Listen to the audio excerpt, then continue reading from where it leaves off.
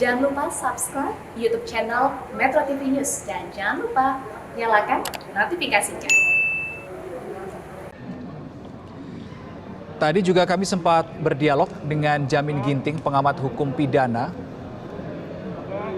terkait dengan 3 hal yang diduga kuat dilakukan oleh Putri Chandrawati, yaitu memberikan laporan palsu, maka ini bisa dijerat dengan pasal 220 KUHP, itu adalah terkait dengan pemberitaan berita bohong. Obstruction of justice diatur di pasal 221 KUHP, dan pencemaran nama baik ini diatur dalam pasal 317, 318 KUHP. Ini berdasarkan keterangan yang disampaikan oleh Jamin Ginting, pengamat hukum pidana, di Breaking News Metro TV siang hari ini.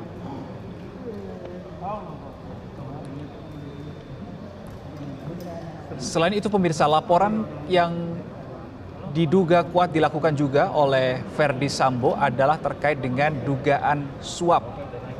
Dugaan suap yang diduga dilakukan oleh Ferdy Sambo ini pun juga sudah dilaporkan ke Komisi Pemberantasan Korupsi atau KPK, dan KPK pun juga mengaku akan menindaklanjuti hal tersebut. Baik, kita lihat di lobi Barreskrim Polri.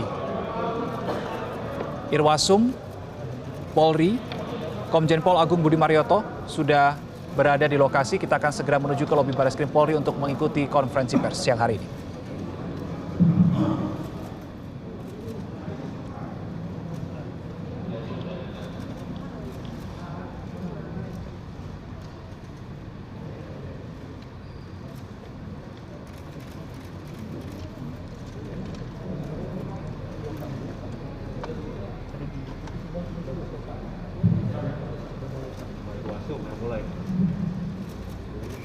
Bismillahirrahmanirrahim. Assalamualaikum warahmatullahi wabarakatuh. Selamat siang dan salam sejahtera bagi kita sekalian. Shalom, Om Swastiastu, Namo Buddhaya, salam kebajikan. Yang saya hormati rekan-rekan tim sus hadir lengkap. Yang saya hormati rekan-rekan media yang sudah hadir, terima kasih atas kehadirannya. Rekan-rekan sekalian, atas izin Bapak Kapolri, Bapak Kapolri selalu menekankan kepada tim sus bahwa untuk mengungkap kasus pembunuhan berencana terhadap almarhum Brigadir J, ungkap seterang-terangnya. Kemudian beliau menambahkan, kedepankan scientific crime investigation. Itulah yang dikerjakan.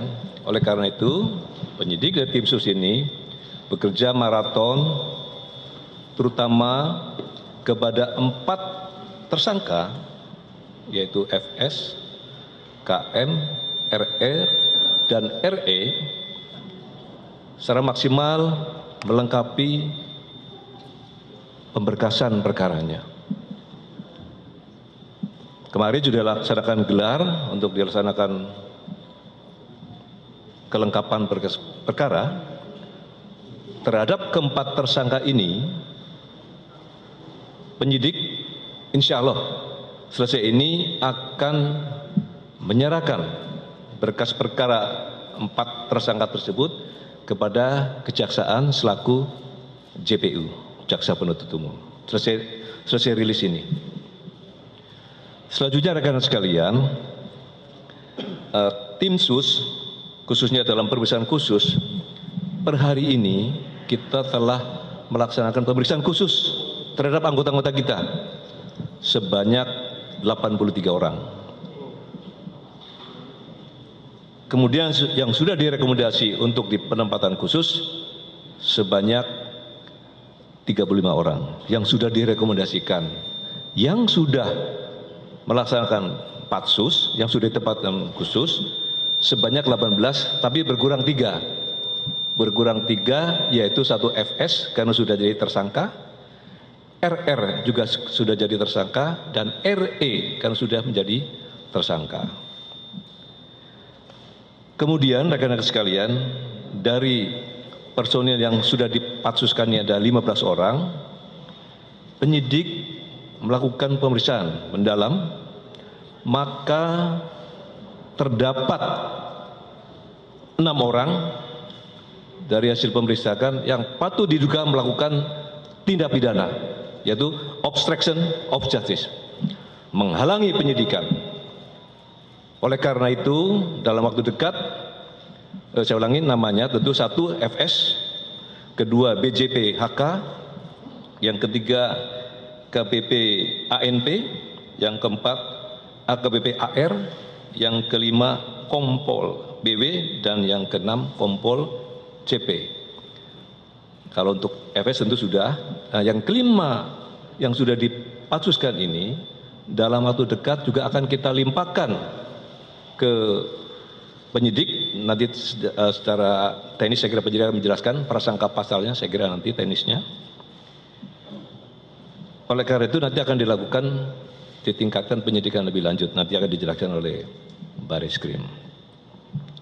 Rekan-rekan sekalian, penyidik juga telah melaksanakan pemeriksaan mendalam dengan scientific crime investigasi, termasuk dengan alat bukti yang ada, dan sudah dilakukan gelar perkara. Maka penyidik telah menetapkan saudari PC sebagai tersangka.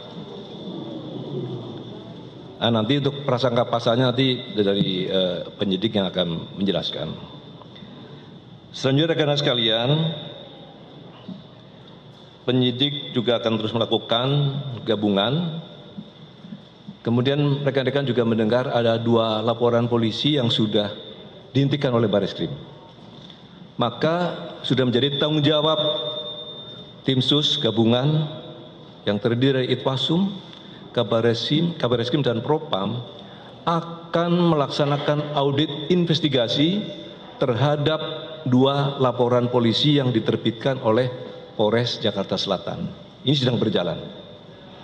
Nah, tentu hasilnya nanti berikutnya. Tapi intinya dengan telah dihentikan 2 elemen tersebut, kita akan lakukan pendalaman melalui audit investigasi.